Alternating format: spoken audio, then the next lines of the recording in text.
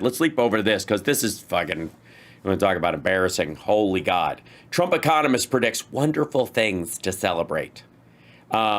National Economic Council Director Kevin Hassert breaks down Trump's latest economic moves and the impact of Doge on Maria. Welcome back. Here's a look at remark. By the way, does she have more shows? They've rewarded her with other shows. And by the way, you don't have to be rich to be my girl, Maria. It's ended the week after the Federal Reserve left interest rates unchanged, but Chairman Jay Powell signaled 2 rate cuts this year. He signaled them? He signaled them. Right. Treasury Secretary Scott Bessent also telling me this week that the economy is healthy and he sees no reason for a recession. No. This as President Trump is touting new tariffs in a post on Truth Social, writing April 2nd is Liberation Day in America. Yeah, that's about like finally we're going to have equal trade with other countries, even though we have a much bigger economy than theirs. They couldn't possibly, if they used every dime they had, buy as much stuff from us as we buy from them. Of course, April 2nd is when the reciprocal tariffs will come. But results of a new Fox News poll show only 28% of those surveyed believe tariffs are going to be helpful. And by the way, those people, the 28%, were they drooling when asked these questions? I'm fairly certain. Help the U.S. economy, while 53% say they think they will hurt. Joining me now is fucking public education, man. That's why Trump loves the poorly educated. And it's the damn education system that gives him numbers like that. House National Economic Council Director Kevin Hassett. Kevin, great to have you this weekend. Hey, Thank Maria. you for being here. And what do you say to those American citizens? By the way, since Mitch McConnell has retired, is this the new turtle on Capitol Hill? Yup. I'm wearing a green tie today. Hop up. We're going to have a lot to celebrate. As long as I can get a slice of lettuce. To convince them that these tariffs ultimately... Sorry, I'm also apologize to everyone if you're overwhelmed by the amount of alpha male coming out of the White House right now. It's a little much. A little bit of toxic masculinity happening here. Easy on the roids, dude. ...be beneficial in the end. Right. The only thing that we need to do to be convinced that the tariffs are going to work is to just look at the data that we already have. So what's been going on? Before they've gone into effect. The president has promised that there's going to be tariffs in April. And what's happened is ahead of April, already in February, we're seeing a massive explosion in industrial production here in the U.S. In fact, we just got data this week that said that auto production in February was up 8.5%. That's not an annual rate. That's 8.5% in a single month. Down 5.3 in January, up 8.5%. So up 3% based on maybe the possibility that loan prices were going to go down, and then they didn't. In perspective, under Joe Biden's failed policies, it dropped 7.8% in the entire year last year. And so what's happening is that domestic production is advancing at a... Sorry. So it's up 8.5% against that drop. So you do realize that, say you have a unit of 10 and it drops 1%, you now have a unit of 9. If you have a rise by 1% of that, you don't go back to 10, you go up 1% from the 9. Gotcha. And if you're already at the top of something, going down 7% on something that's overtly high, and then going up 8% of the lowered amount is not a recovery over, you're not 101%. This is why they talk percentages and they don't give actual numbers alongside them, like the per unit price or the per unit sales numbers. At rapid rate. And what that's doing is it's putting more money in people's pockets because they've got jobs and they've got high paying auto jobs. And so the idea that the tariffs are going to be a negative for the economy. Hold on. So, sorry, within a month they have high paying auto jobs and that's making them go on a spending spree? Simmer. Is something that's pushed by the mainstream media to people, and certainly it's going to affect their sentiment until they see the actions of the people, the economic actors that are responding to the tariffs. And so if you watch the data, He's got sniffles too. He's got a stuffed up nose.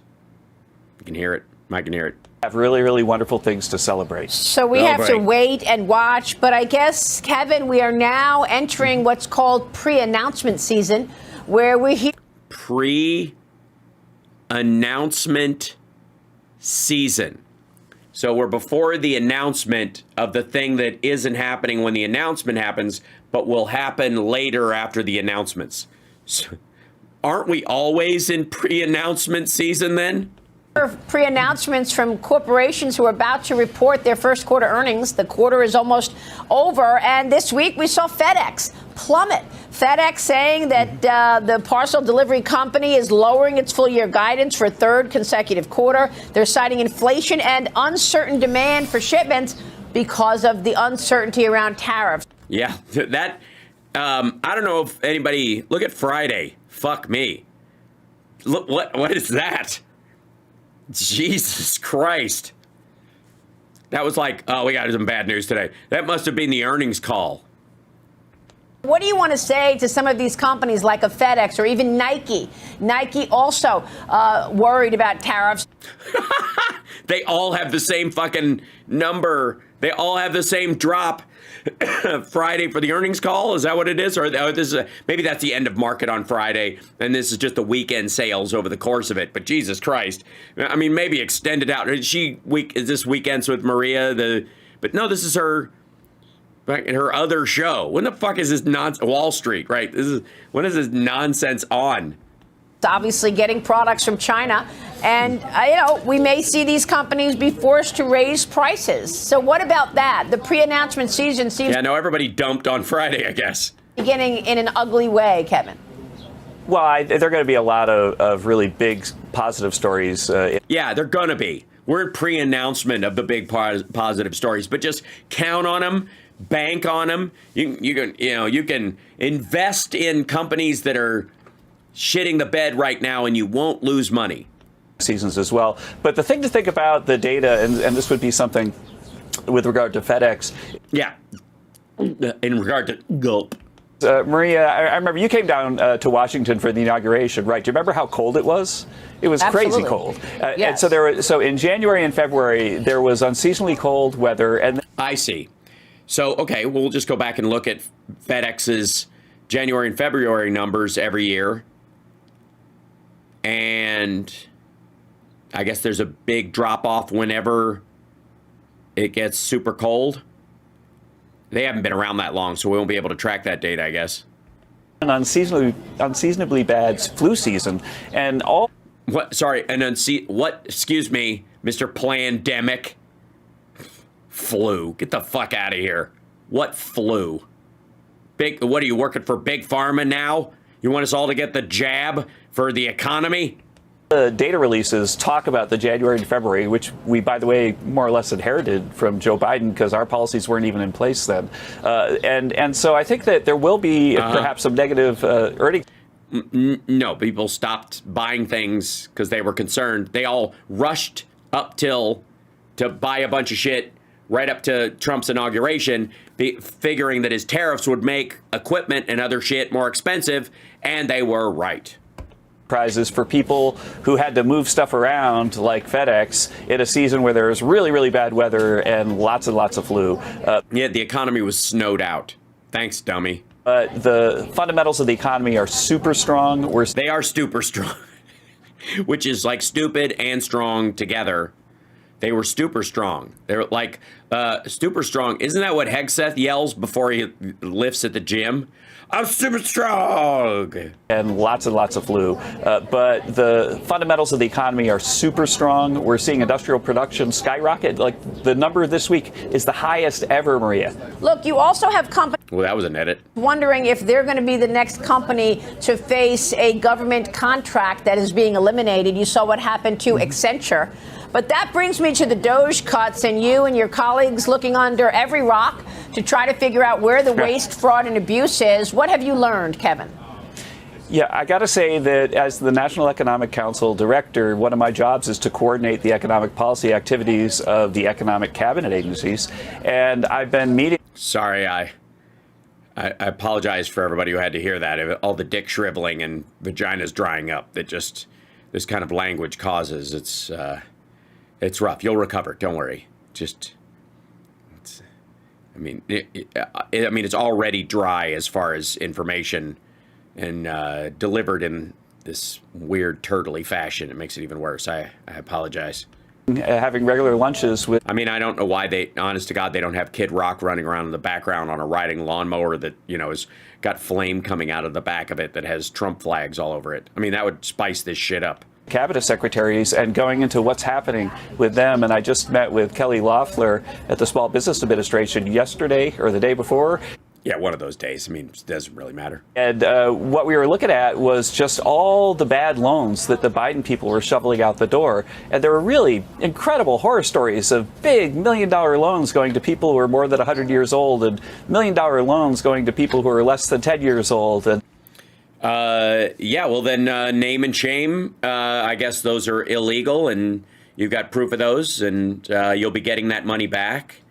And I look forward to the legal cases, I guess, right? Not even, any attempt to figure out whether the loan could ever be paid back. And so the Biden administration. Yeah, that's the Small Business Administration. If they could get regular loans that would guarantee the success of these businesses, they would get them elsewhere. That's why it's the lender of last resort. Stopped looking at the loans and thinking whether like a local bank might be willing to fund that thing, which is historically what they would do in the Small Business Administration. There's a complete mess, which Kelly is way ahead of the curve cleaning up. But everywhere we look, if you think of your everywhere. Model of Joe Biden is he wasn't all there. Well, that's the model you should have of everybody who is running one of his cabinet agencies. They weren't all there. Well, then these were mistakes, and it was, I guess, waste, but not fraud and abuse. And the thing just ran amok. And it just ran on its own. The SBA just handed out loans. There's a heck of a lot to clean up, but what it means, it's really good news because we're cleaning it up. It's a heck of a lot. And it's going to end up making it so the taxpayers waste way less money than they have been on things that we don't. Yeah, dozens of millions of dollars that we'll find out later were just priority based, and that the programs the loans that went out weren't to children and babies, but were focused on a loan for a company that focuses on, newborns under the age of 10 years old. That's the purpose of the loan, not who took it out. What they were. And instead, we're going to do it. We're going to spend money on the things that we need to spend money on, and we're going to give people big tax cuts with what's left over. Yeah, with what's left over. Well, I mean, it's incredible to me, Kevin, that even in the Social Security rolls, we found all of those people. Well, Elon Musk and his team found, all of those people. They didn't find them. Everybody knows they're on those rolls. They also know they're not really alive, and they don't get checks. Claim to be 200 years old. They don't claim to be 200 years old. 150 years old. They don't claim to be 150 years old. They're still on the Social Security rolls now. Right, but they're not getting checks. Know if they were actually receiving money. They were not. But they may very well have been eligible for all of the benefits of Social Security. Oh, that's $2 billion less than what's on the website. So Fox is, again, taking a swipe. They were getting small business loans, these people. And so it's one of the things that we started a process yesterday. I want the taxpayers to know, under the direction of the president. Starting the process. Started a process. We're going to start the process. Where we at the National Economic Council are going to coordinate all the cabinet agencies to see if the same person who's hundreds of years old getting Social Security is the person who's hundreds of years old who's getting a small business loan and is hundreds of years old getting loans from the EPA for green this and that. Because we think that there's going to be a heck of a lot of overlap in this. Great. Have you found any overlap? And again, what are you going to do? If you're afraid you're going to give somebody who's 107 a heart attack if you talk about it on the air? I got to say, it looks like they're taking advantage of sort of like details or data that is in an old computer system that is not acted on, but there are legal reasons why it has to freeze in place in case a person is declared dead later and their children or whatever should have gotten their Social Security. So therefore, they're still in the rolls until they can be, expunged from those rolls legally at some point in the future.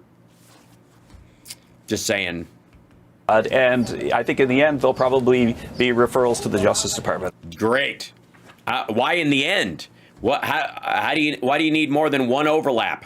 Oh, shit, why do you even need an overlap? If somebody's 130 years old and they're getting an SBA loan or they're a 10-month-old baby, throw that baby in jail. Because seriously, I'm going to guess that there was a fault in how birth dates are done in some of these cases, and the default, but depending on the outfit, which state does it versus the federal government, it either starts at 100 by accident, so the person is, if they're 132, they're actually 32 or 31 years old, depending, and then the 10-month-old is when it defaults to 0 in some of these systems, and there's just going to be a fucking trombone womp play when Doge is like, look how much money we save before the robots take over. And nope. Unbelievable. Well, right. I agree, Maria. Unbelievable. Not as in not believable. that sounds right. Referral. Mm-hmm. In other words, criminal referrals to the. Yeah. Throw that 10-month-old baby in fucking jail. Look, innocent babies need to be born, whether the woman wants to have a baby or not, and whether she was forced to get pregnant or anything. It doesn't matter. That baby, as soon as it's born, it's It's a legal human being with rights and responsibilities. Either it gets to work or it goes to jail. Throw that baby in prison. Okay. Sure. Yeah, sure. That'd be my expectation. Kevin, real quick before you go. Oh, dear. Given that we are seeing some expectations that we're in a slowdown, the consumer slowing down, do you have any expectations that we will see a recession this year? Do you worry about that slowdown? No, I don't worry about that slowdown. I'm a millionaire surrounded by billionaires. Slow down. Eat me. I get paid to worry, but the data that we have in hand are really strong. The consumption numbers are still positive for the first quarter. The capital spending for the first quarter, because everybody in the first quarter before Trump came in was buying everything they could possibly buy from overseas before the tariffs went into effect. And by the way, they're going to use that as well. That's why he pushed it to April 1st, because he wants the numbers for the first quarter to look gangbusters, because everybody's like, oh shit, they're really going to kick in on April 2nd. So he's forcing everybody to buy a bunch of stuff, front load their purchases, which guarantees, by the way, that later in the year, you're going to trigger a drop, because everybody pre-bought a bunch of shit they were going to need as far as materials and electronic devices and shit they'd need to buy from overseas. They're going to buy it early to get around the tariffs, whether the tariffs happened or not, and they're already going to have purchased it. So by the time the fall comes around, they might have paced some of their shit over the course of a year, buying stuff by quarter, but they just kind of threw everything they had into buying it right away, farm equipment and all that kind of shit. So by the time the fall comes around, it's going to be a dip that he fucking manufactured. And then it'll be Biden's fault that nobody can afford a tractor in fucking October. are through the roof. It's a booming capital spending sector. A booming capital spending sector, because of the promise of tax cuts. And so my current number is about 2.5 for the first quarter, which is lower than we're going to see in the rest of the year when Trump policies are in place. But so anything good happens in the first quarter is all Biden? And I guess if anything bad that happens is his, I guess the good part is his too? Of a sort of not so bad hangover from the terrible Biden policies. All right, we will leave it there. Kevin, always a pleasure. Thanks so much. Yeah, it's not the bullshit with the tariffs that have thrown the fucking monkey wrench into the stock market and buying in general across the board. It's leftover Biden spending that put too much money into things, and it's just so fucking lame. Good Lord. By the way, you're watching House Sparks Mega Worldwide. Like, subscribe, give a thumbs up, support the show. Hi, everybody.